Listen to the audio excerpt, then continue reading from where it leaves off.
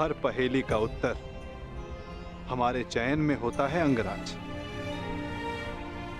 और भविष्य चयन पर निर्भर करता है। जीवन जीने के सदैव दो विकल्प होते हैं। एक विकल्प होता है इस पाषाण खंड की भांति, जो अपने अहंकार, अपने हठ, अपनी जड़ता के बोझ के कारण भारी और कठोर हो जाता है, जो ना अपना चुना हुआ मार्ग बदलता है और ना ही अपने विचार। उसका प्रारब्ध इस पाषाण खंड की तरह होता है।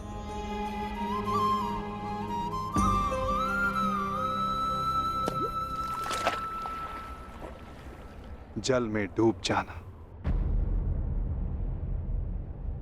और दूसरा मार्ग वासुदेव?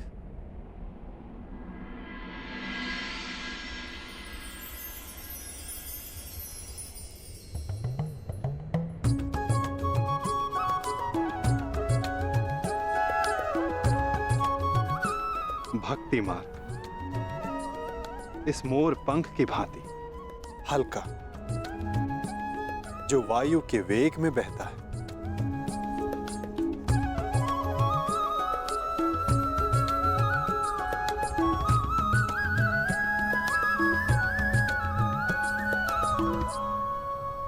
जो इस मोर पंख की भांति होते हैं, वे अपने आप को ईश्वर की इच्छा के हाथों ऐसे समर्पित कर देते हैं जैसे इसने स्वयं को वायु को समर्पित किया। इसीलिए वायु उन्हें किसी भी ओर ले जाए, वे सदैव ईश्वर की गोद में रहते हैं। यदि हर बात में ईश्वर की इच्छा है और प्रकृति भी ईश्वर की गोद है, तो ये पाषाण ईश्वर की गोद में ही गया है। तो इस प्रकार तो ये दोनों मार्ग एक ही हुए ना वासुदेव? पाषाण हो या पंख, वायु के साथ बहें या जल में मग्न हो जाएं, रहना तो ईश्वर के साथ ही है।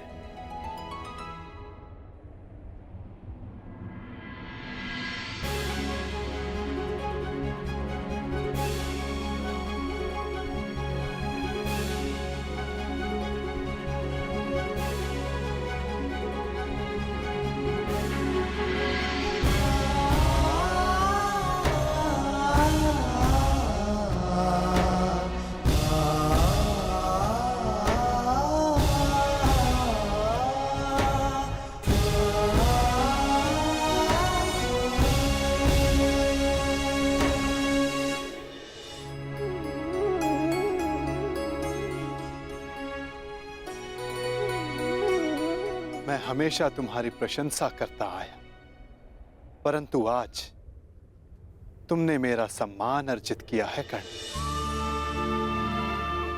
तुमने वो समझ लिया जिसका ज्ञान पाने में ऋषि मुनि अपना सारा जीवन बिता देते हैं।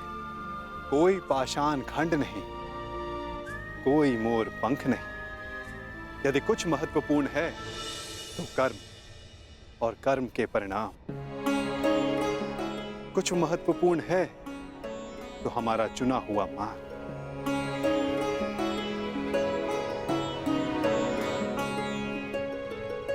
बहुत ज्यादा सोचते हो अंगराज, बहुत समय भी व्यर्थ करते हो।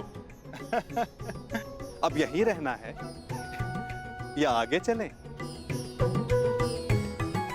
रुके तो आप हैं वासुदेव। कहा था ना, जीवन मार्ग में रुककर देख लेना चाहिए कि लक्ष्य उचित है या नहीं, और हमारा मार्ग हमारे साथ छल तो नहीं कर रहा है।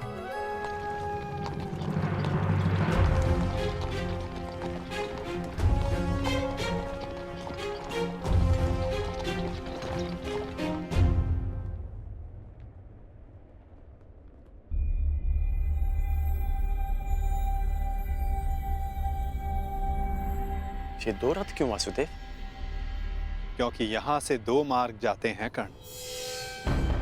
एक हस्तिनापुर को और दूसरा पांचाल को।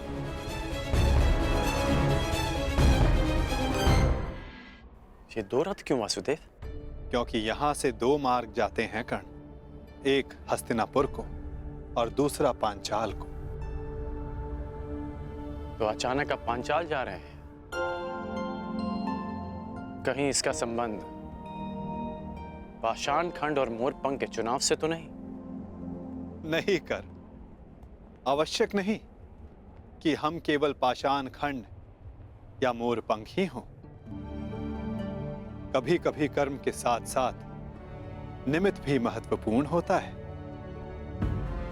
हम में से कुछ पाषाण पानी के लिए निमित्त होते हैं, मोरपंख के लिए वायु का और निर्माण के लिए अग्नि का। निर्माण के लिए अग्नि का? परंतु अग्नि तो सब भस्म कर देती है। हाँ, परंतु यही अग्नि पवित्र भी करती है अंगराज। और ऐसी ही एक अग्नि का साक्षी बनने जा रहा हूं मैं, जो एक पिता के मन में उत्पन्न हुई। वो अग्नि जो एक दिन सब पवित्र कर देगी।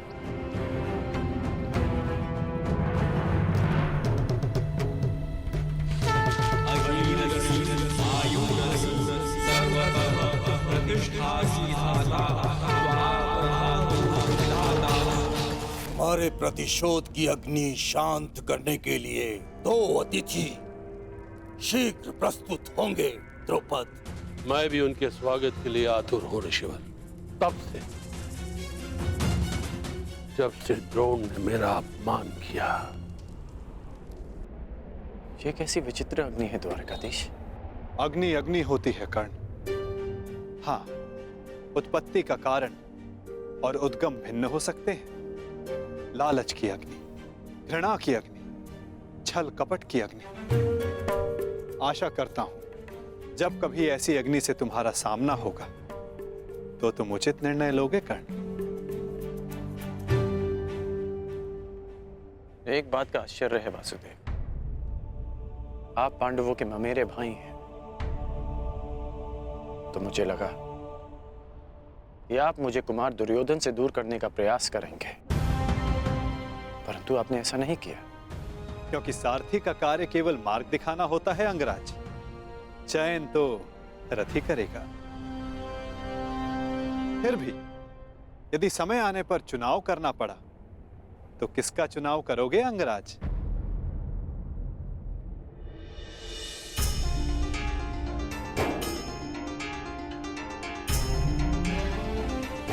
मित्र दुर्योधन का। इसलिए नहीं कि मैं उनके प्रत्येक कर्म को उचित मानता हूं, परंतु इसलिए कि उन्होंने मेरी तब सहायता की जब सबकी दृष्टि में मैं तुच्छ था।